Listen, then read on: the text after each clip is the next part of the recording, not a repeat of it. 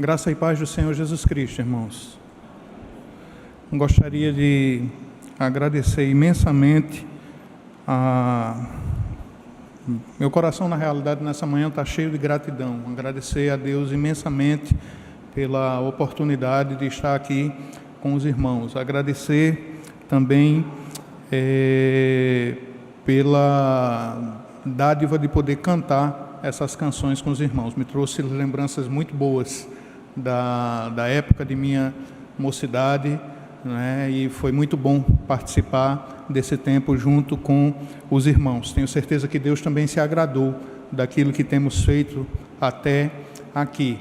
Agradecer a Deus e ao conselho da igreja pela confiança de poder estar tendo a oportunidade de trazer a palavra do Senhor para os irmãos nessa manhã. E principalmente agradecer ao reverendo Robson pela deixa de comunhão, né, e pela oportunidade de poder estar aqui pregando na igreja. Para aqueles que, porventura, a igreja tem crescido muito e, porventura, não me conheçam, eu me chamo Alexandre, sou ministro presbiteriano e, atualmente, estou designado pelo presbitério a qual pertenço para trabalhar na organização Palavra da Vida, uma organização que trabalha com crianças, adolescentes e jovens em várias frentes, dentre elas acampamentos, ensino bíblico em escolas públicas, também na formação de liderança local de jovens para a igreja local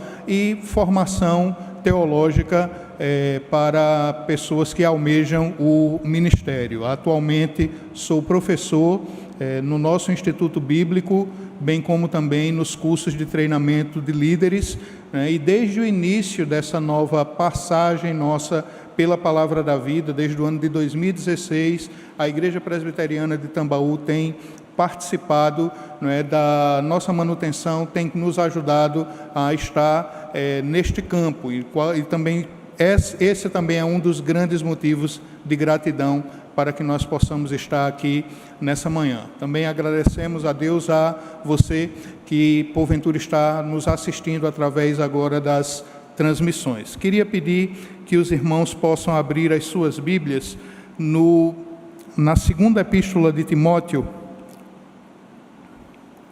segunda epístola de Paulo a Timóteo, capítulo número 4.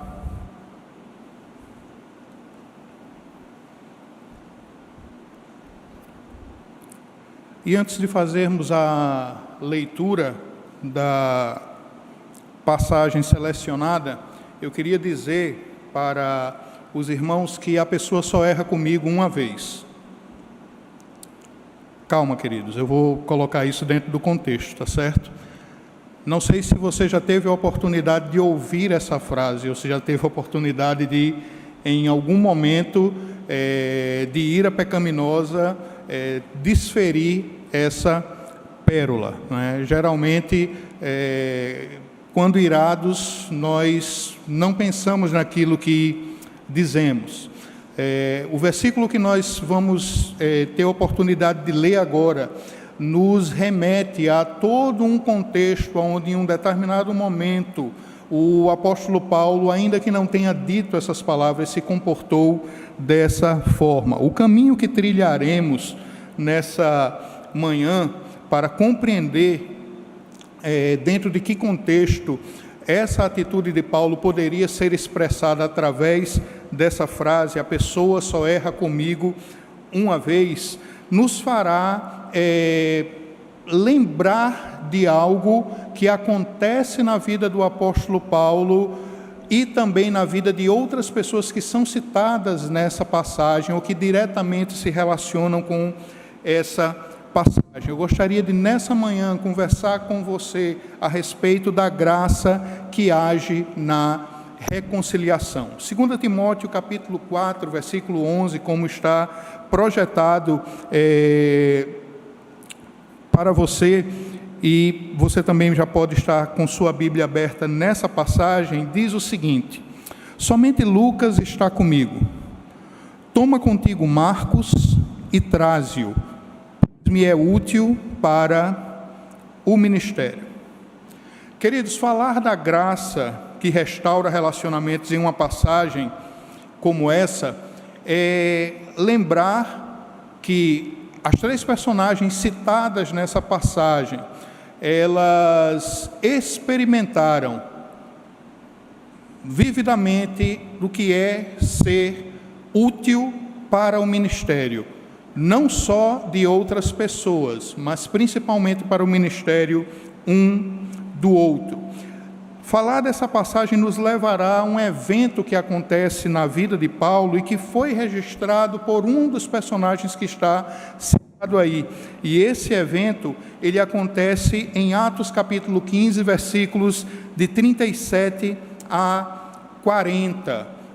Paulo e um companheiro seu de ministério chamado Barnabé haviam sido vocacionados por Deus para a obra missionária. E quando eles têm a oportunidade de estar na primeira viagem missionária, uma outra personagem que está aí nessa passagem, que é justamente o João Marcos, os abandona por motivos desconhecidos.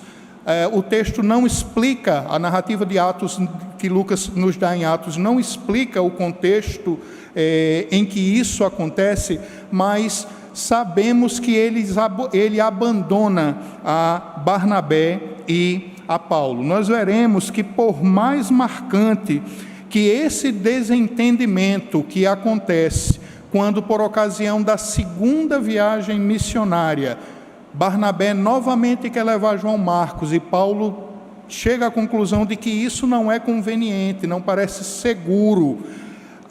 Diz a palavra de Deus, aí em Atos capítulo 15, versículos de 37 a 40, que há um tal desentendimento entre Barnabé e Paulo, que eles simplesmente se separam. Barnabé toma João Marcos e vai para Chipre, e Paulo toma Silas e segue para a Macedônia. Lucas, inspiradamente, usado por Deus, ele coloca este evento na narrativa de Atos.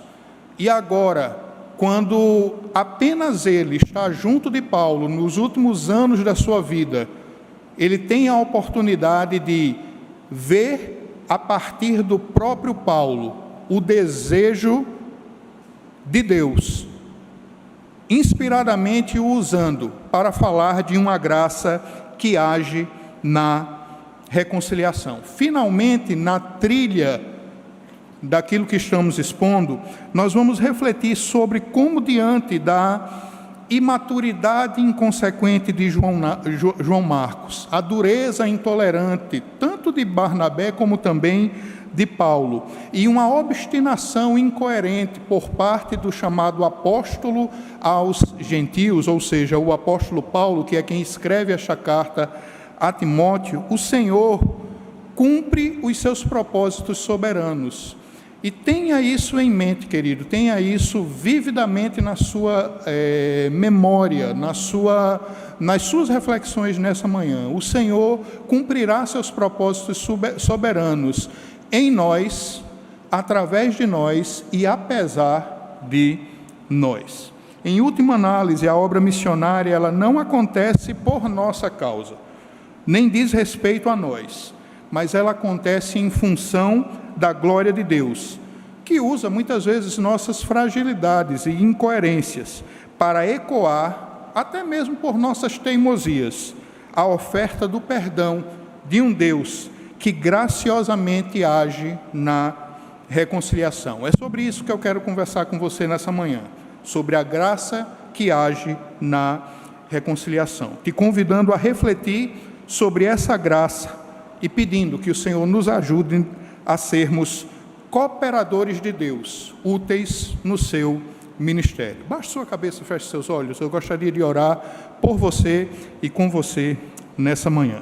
Deus, somos agradecidos pela oportunidade de estar ministrando a Tua palavra como igreja nesse momento. A todos que tiveram a oportunidade de participar até aqui neste serviço de culto. Somos agradecidos ao Senhor também por sua providência e te pedimos que o Senhor nesta manhã nos alimente, que o Senhor nos toque o coração, que através da graça e instrumentalidade que há no teu Espírito, o Senhor nos constranja a um arrependimento. Eu te peço, meu Deus, que as palavras dos meus lábios e o meditar do meu coração possam ser agradáveis a ti, enquanto ministro para os meus irmãos. Em Cristo Jesus. Amém. Gostaria de falar e de expor aquilo que nós temos trazido para os irmãos, traçando um perfil de cada uma das personagens que estão citadas aqui. O capítulo 4, versículo 11,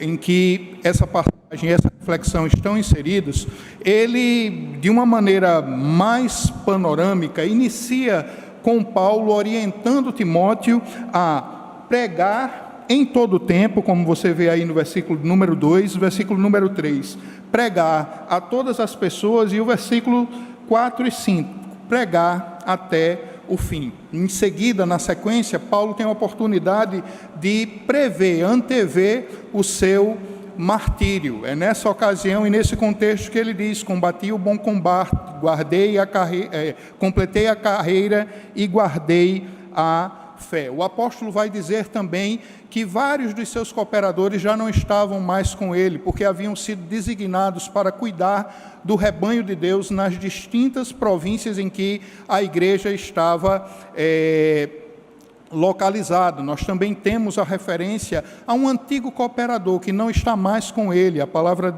de Deus vai nos dizer aí, que Demas, tendo amado as coisas desse mundo, o abandonara. Paulo também dirá que em uma ocasião, em sua defesa, absolutamente ninguém esteve ao seu lado, ou seja, ele fala, ao mesmo tempo que ele se regozija por pessoas que estão designadas por ele para o ministério, ele também fala de pessoas que o abandonaram.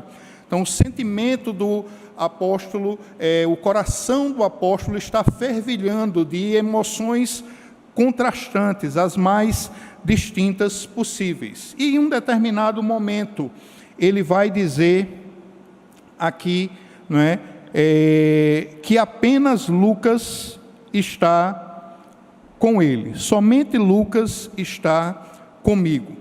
Lucas é o único gentio que escreve livros da Bíblia. Ele tem a oportunidade de escrever Atos dos Apóstolos, ele escreve o seu evangelho, o evangelho de Lucas, e nesse momento na vida de Paulo, ele também está como uma espécie de escriba para ele. Ele está escrevendo para Paulo, Ele é identificado em Colossenses capítulo 4, versículos 11 e 14, como sendo um gentio. E Paulo, nesses versículos de Colossenses 4, 11 e 14, dirá o seguinte: vários da circuncisão apenas estes da circuncisão estão comigo, e aqueles outros que não eram da circuncisão, dos quais Lucas não está nessa lista, nos leva a entender que são gentios e que estão na comitiva de trabalho de Paulo.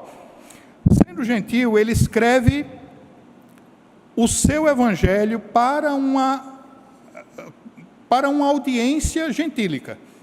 Note que ele vai dirigir as suas palavras a Teófilo. Algumas semanas atrás, me lembro que quando o reverendo Robson inicia a exposição do livro de Atos, ele dá uma orientação a respeito de quem seria esse Teófilo. Se de fato Teófilo, pelo pronome de tratamento excelentíssimo, é uma personagem real, ele é um grego, e é para ele que a palavra está sendo dirigida, é para ele que a palavra, que o evangelho de Lucas está sendo escrito. Se é simplesmente um recurso literário, da qual Lucas era muito hábil em escrever, a gente pode ver também que, na realidade, o Teófilo seria uma grande representação, assim como diz o próprio nome, Theos, de Deus, e Philo, que tem a origem em Philéo, né, que é amigo. Então é como se o evangelho estivesse sendo escrito a pessoas que se tornariam amigas de Deus, ou a um amigo de Deus. Aquele leitor que, não sendo de ascendência judaica, havia sido alcançado pelo evangelho. E tendo sido alcançado pelo evangelho, torna-se então um amigo de Deus. Em Colossenses também, capítulo 4, versículo 14, Paulo chama ele de um médico amado. Então o doutor Lucas, ele articula eventos que, orquestrados pelo Espírito Santo, vão nos levar a compreender esta graça que age na reconciliação. Lucas não era um amigo de tempo bom. Lucas era um amigo para todo o tempo, fosse bom ou ruim. Estava com Paulo nos últimos anos de sua vida. Provavelmente foi quem escreveu algumas de suas últimas palavras. O reverendo John MacArthur diz que Lucas foi companheiro de Paulo durante toda a sua vida.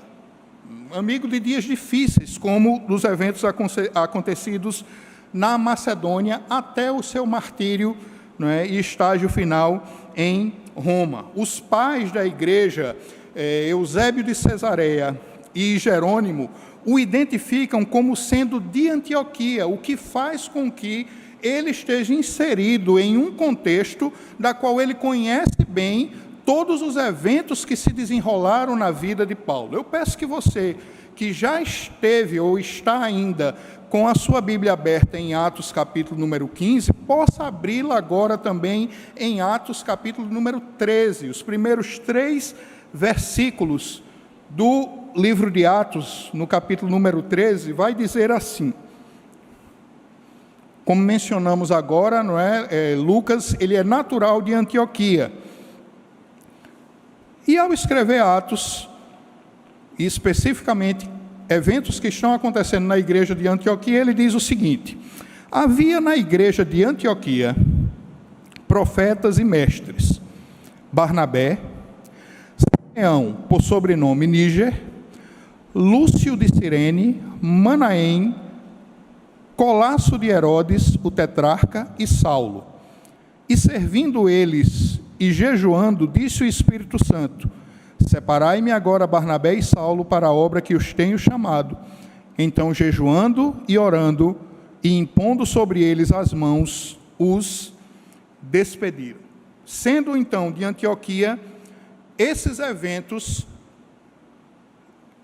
que geraram, 2 capítulos à frente, a confusão entre Paulo e Barnabé, eram muito familiares a Lucas.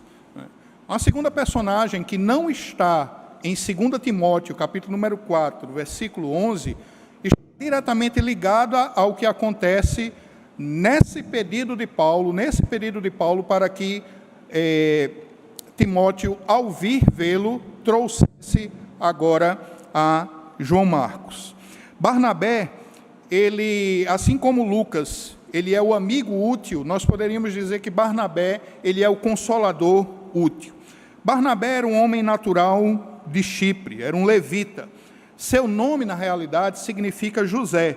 Nesse mesmo capítulo, nesse mesmo livro de Atos, se você for a Atos 4, versículo 36, você vai ver que ele era cognominado de Barnabé, que quer dizer consolador.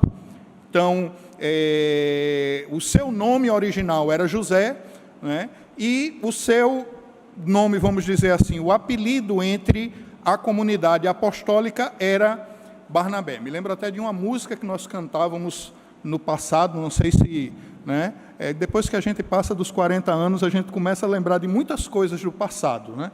Então,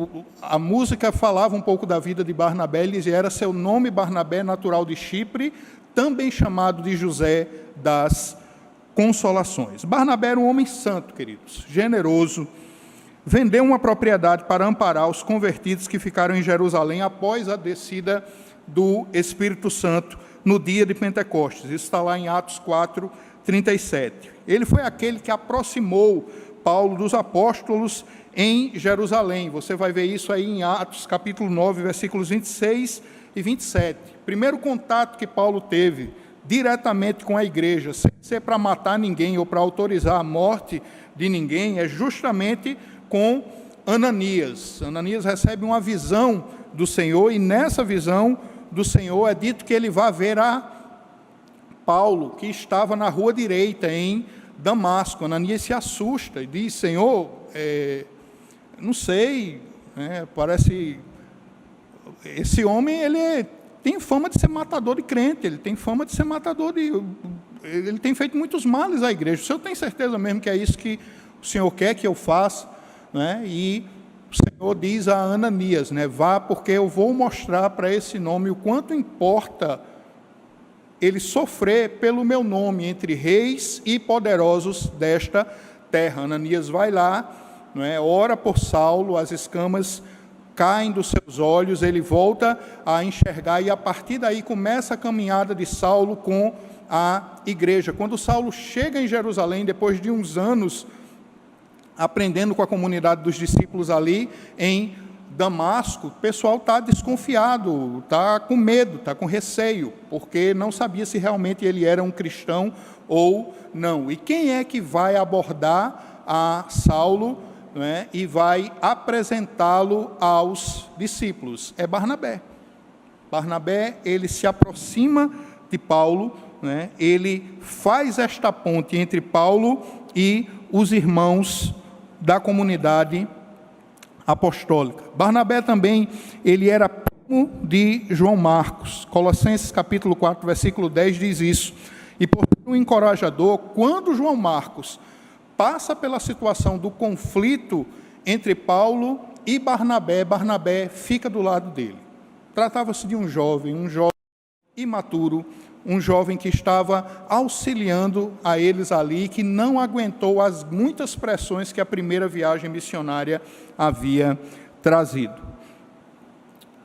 Barnabé fica ao lado de João Marcos, mesmo que isso lhe custasse a convivência com Paulo, e que ali significasse o fim da caminhada daquela equipe missionária.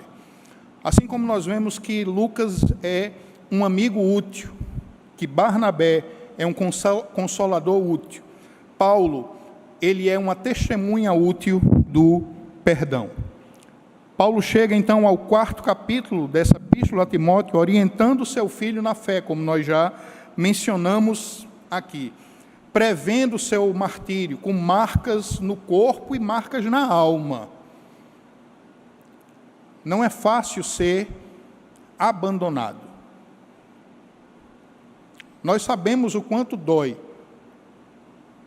sermos deixados pelo caminho. Paulo agora sabia o que era isso. E ele tinha condições plenas de olhar para o evento que aconteceu entre ele e Barnabé e ver que um dia ele também desistiu de pessoas. Ele desistiu de João Marcos. Ele é uma testemunha viva do perdão. Irmãos, se você ainda não teve a oportunidade de assistir ao filme do apóstolo Paulo, que inclusive me parece que está disponibilizado agora na Netflix, eu queria encorajar você a assistir. É um filme magnífico. Aqui e ali uma coisa ou outra que não se harmoniza com a Escritura, mas de forma geral nos dá uma boa visão do que foi a vida de Paulo e das marcas que ele causou na vida de tantas pessoas. Imagine você o que seria ter que acolher numa comunidade, como a comunidade apostólica, a comunidade da fé, a comunidade dos cristãos, alguém que havia dado consentimento para matar alguém da sua família. Acolher alguém que perseguia avidamente, por zelo diante de Deus, as famílias de muitas pessoas da igreja, especialmente da igreja ali em Jerusalém. Não era fácil para muita gente acolher a Paulo. Paulo sabia o que era ser perdoado. Tanto o sabia, que é ele quem intercede por Onésimo a Filemon, na epístola a Filemon. Ele sabia o preço e o valor do perdão. Paulo e Barnabé, eles foram ceifados por Deus do seio da comunidade de Antioquia. Eram amigos, eram mestres, diz a palavra de Deus, profetas e mestres.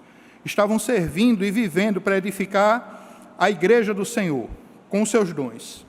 Quando o Espírito Santo ordenou que eles saíssem da igreja, o reverendo Ronaldo Lidório, ele vai dizer o seguinte, né? Eles eram leitorgoi, expressão em grego para dizer que eles eram servos.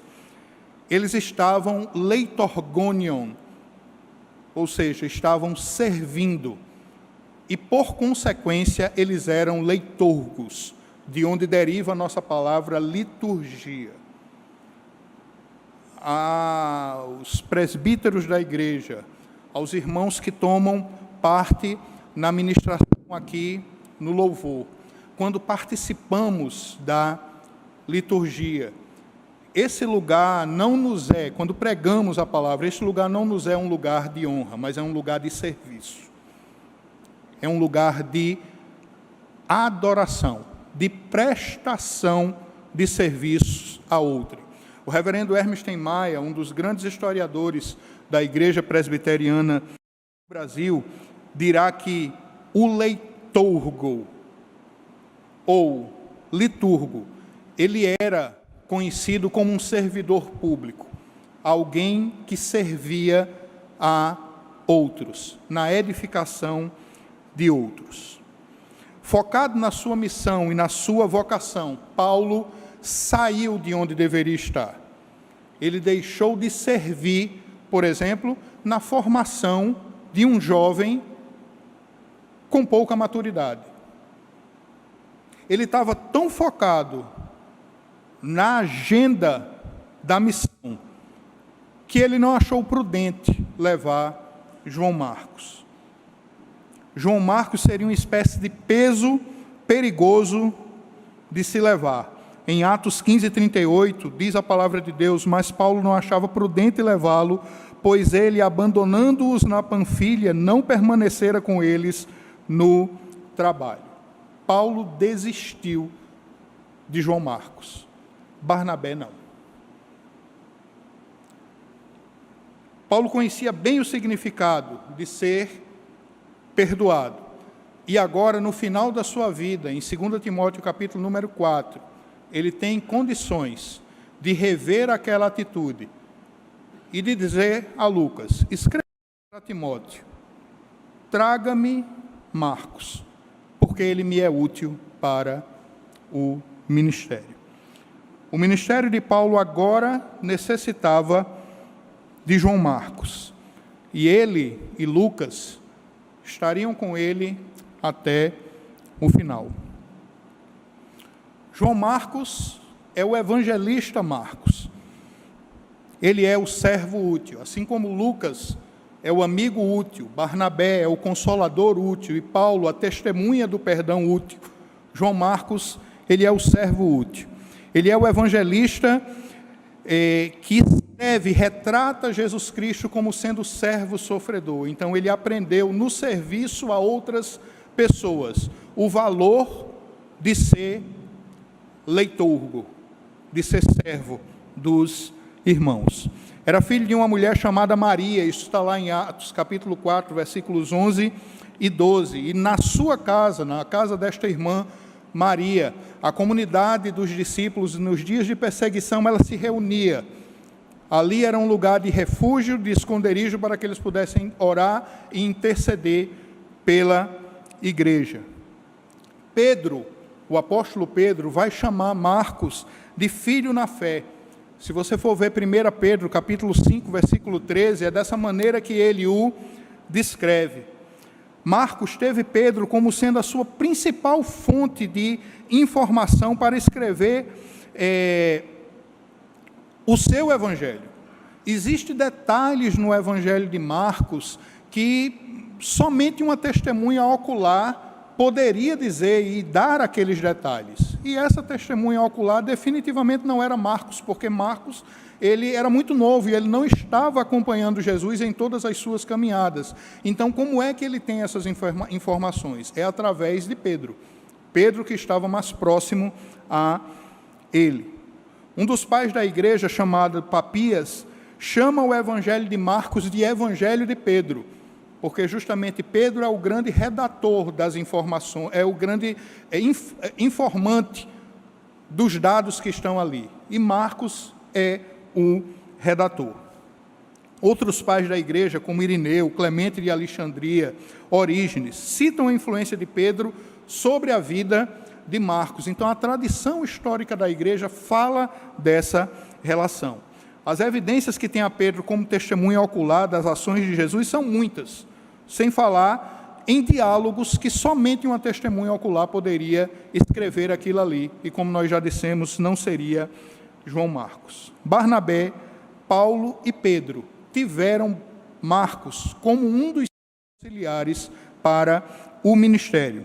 Ele foi forjado no ambiente de serviço a Deus. E Paulo pede que Lucas registre esse pedido, do qual nós trouxemos aqui. Traga a Marcos, porque ele me é útil para o ministério. E o seria pela última vez.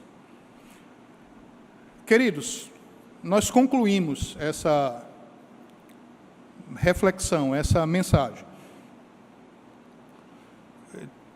trazendo a nossa memória, né, algumas reflexões necessárias diante desse evento. Nós temos aqui 4 homens marcados profundamente pelo Evangelho, que não desistiram da carreira e que têm a oportunidade de aprender com os seus próprios erros diante de um dos últimos registros da vida do apóstolo Paulo. Na minha vida, particularmente, eu tenho tido a oportunidade de participar nos últimos 6 anos de um processo de formação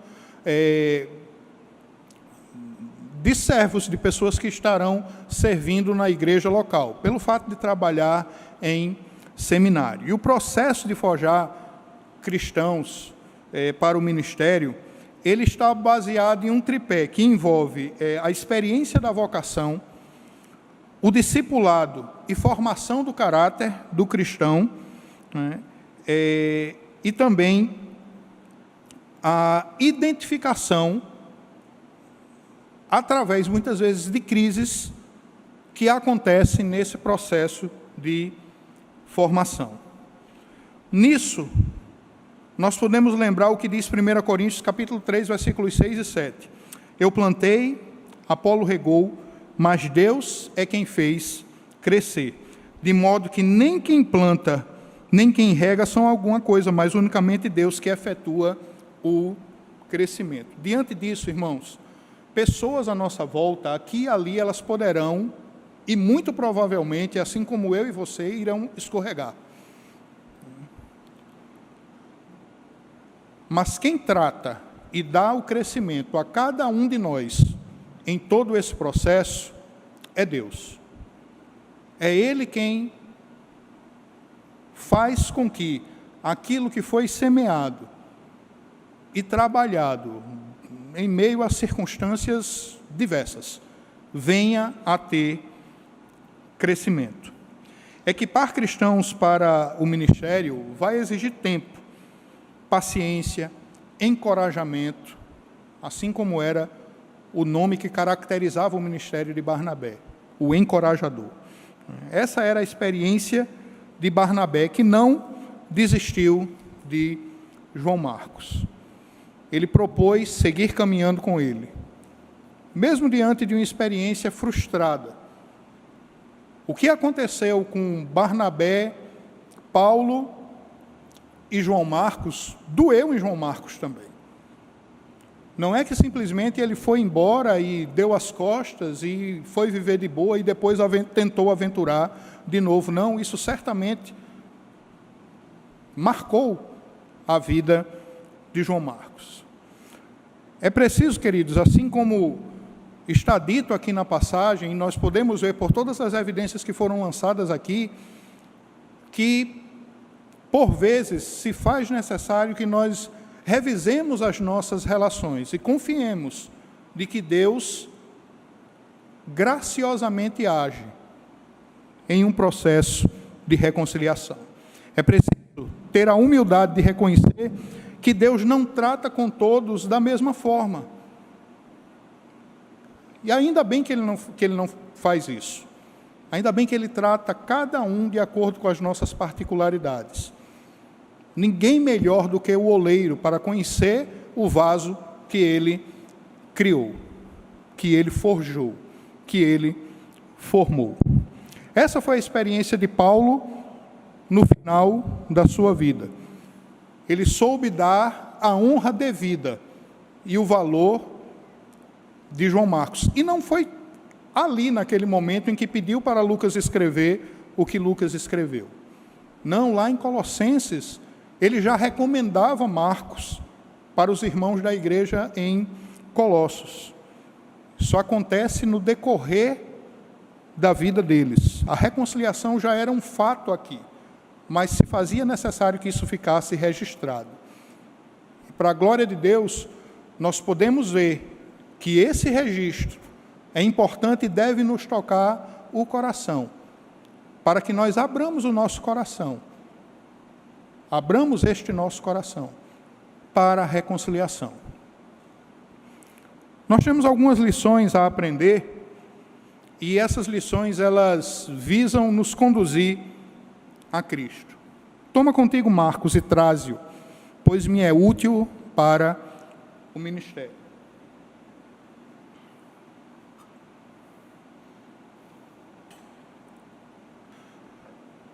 A graça de Deus, amados, ela age na reconciliação.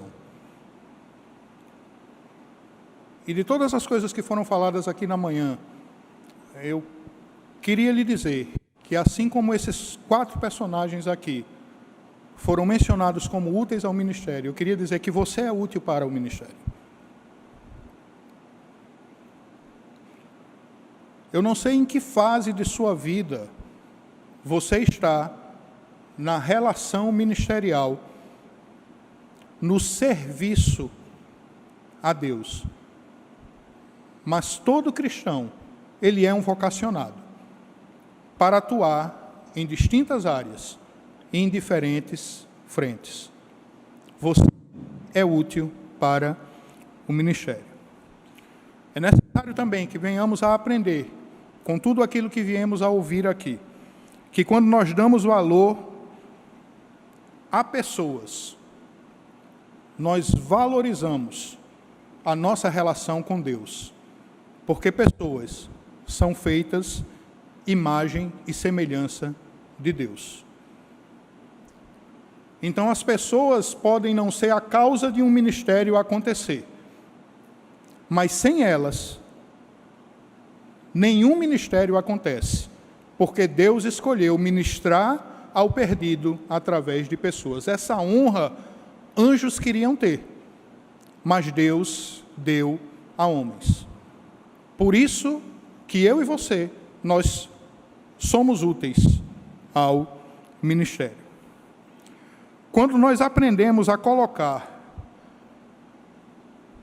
cooperadores, colegas de ministério, irmãos de serviço, acima de planos, agendas ou interesses pessoais, nós nos parecemos mais com o Senhor.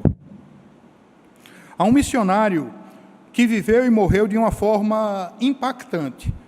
Ele foi tocado pela vida e ministério de um outro missionário chamado Adoniram Judson. No início do século XIX, Adoniram Judson, ele foi enviado por sua igreja local. Naquela época não havia esse contexto de agência missionária, mas sua igreja local o enviou para a Birmânia. Ali ele passou 22 anos. Na Birmânia não havia um cristão sequer, nenhum cristão. Adoniran vai para aquele país, leva sua esposa e filhos, perde a sua primeira esposa naquele país, perde 2 de seus filhos ali. Nos relatos da sua biografia, ele fala que durante 12 anos da sua vida, ele foi acometido de uma tristeza incessante. No início do século XIX, não havia diagnóstico para se definir o que seria uma depressão. Mas durante 12 anos da vida desse homem, ele viveu esse contexto. Não havia um versículo sequer escrito na língua birmanesa. Seu primeiro feito foi escrever um folheto, aonde neste folheto estavam traduzidos versículos da Bíblia, versículos evangelísticos. Só depois de 18 anos de ministério, Adoniran Judson encontrou-se com um birmanês que disse que se disse cristão, porque havia lido um folheto com versículos bíblicos. Esse folheto era o folheto de Adoniran Judson. Ele, depois desse encontro, nos últimos 4 anos de seu ministério, viu serem plantadas na Birmânia 65 igrejas. E depois daquele encontro ali, milhares e milhares de birmaneses tiveram um encontro com Jesus. Passado algum tempo, se fez uma consulta no país para saber de onde aquelas igrejas haviam surgido. E foram perguntando a pessoas: como você conheceu o cristianismo? E elas disseram: foi através dos meus pais. E aí perguntaram aos pais: como você conheceu o cristianismo? Através dos meus avós. E nessa corrente genealógica chegaram até o início do século XIX, justamente o período em que Adoniran Judson teve a oportunidade de atuar naquele país. Sabe, irmãos, às vezes a gente pode olhar para o que nos está à mão e achar que não temos muito a contribuir para a obra, para a missão. Mas eu e você não temos a real dimensão do que uma vida dependente e usada por Deus pode fazer com que o Evangelho ecoe na vida de outras pessoas.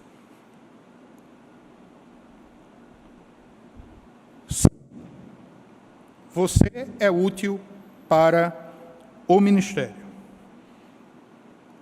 Adoniran Judson impactou a vida de um homem chamado Jim Elliot.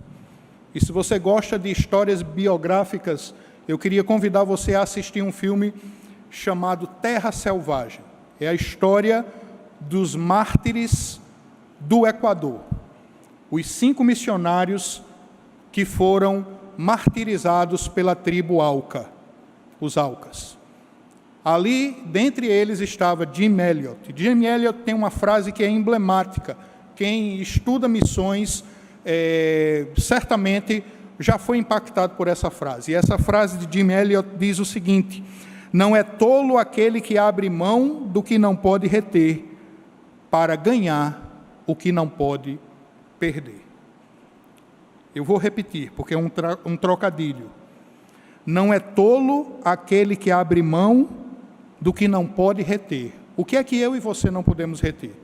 A nossa vida. Não é tolo aquele que abre mão do que não pode reter, para ganhar o que não pode perder. O que é que eu e você, ao termos um encontro com Cristo, não podemos perder? A nossa salvação. Há, contudo, uma outra frase de Jim Elliot que reflete o que acontece com Paulo, Barnabé, João Marcos e Lucas aqui.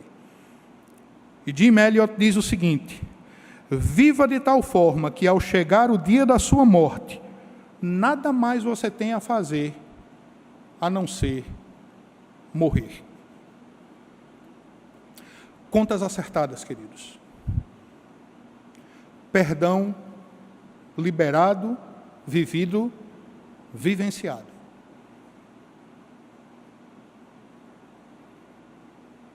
A graça de Deus na reconciliação, ela nos leva a nos parecer com Cristo. Nós somos frágeis, irmãos, muitas vezes incoerentes. Reconhecer isso nos traz de volta ao propósito. Reconhecer a nossa fragilidade. João Marcos precisou aprender essa lição. A segunda coisa, além de compreender que somos frágeis, nós precisamos entender que ninguém é igual sempre. As pessoas mudam. As circunstâncias mudam as pessoas. Paulo e Barnabé aprenderam isso. Paulo, principalmente. Ninguém é igual sempre. O fato de João Marcos ter falhado no passado não queria dizer que ele ia falhar na segunda viagem missionária. E Paulo vem a reconhecer isso e dá a João Marcos essa descrição de honra no final da sua vida. Terceiro e último lugar, perdão, amados, é útil ao ministério. E ser perdoado é a realidade de um cooperador de Deus. Perdoar a sua marca inviolável. Então, que aprendamos essas três lições através de 2 Timóteo capítulo 4, versículo 11. Somos frágeis, ninguém é igual sempre, e perdoar é útil ao ministério. Que o Senhor aplique, pois, a sua palavra aos nossos corações. Baixe sua cabeça, feche seus olhos. Gostaria de orar por você e com você. Deus querido, louvamos o Teu nome pela providência da Tua palavra nessa manhã, pela vida de Lucas, pela vida de Barnabé, de Paulo, de João Marcos. E te pedimos, Espírito Santo de Deus, toca em nossos corações, de maneira que possamos viver na integralidade o valor deste exemplo, não pela força que temos para o seguir, mas porque o Teu Santo Espírito nos constrange a isso. Torna-nos, Senhor, mais parecidos contigo, e que, sendo perdoados pelo Senhor, venhamos também a ter uma postura perdoadora. Em dias, meu Deus, em que pessoas louvam o cancelar de outras, as palavras inconsequentes, os partidarismos e escolhas intransigentes, nós te pedimos, dá-nos um coração igual ao do Senhor, que forjou o coração desses homens a viverem a realidade abençoadora do perdão. Que façamos isso para a glória do Teu nome e para o crescimento do Teu povo aqui na terra, até que o Senhor venha. Em Cristo Jesus. Amém.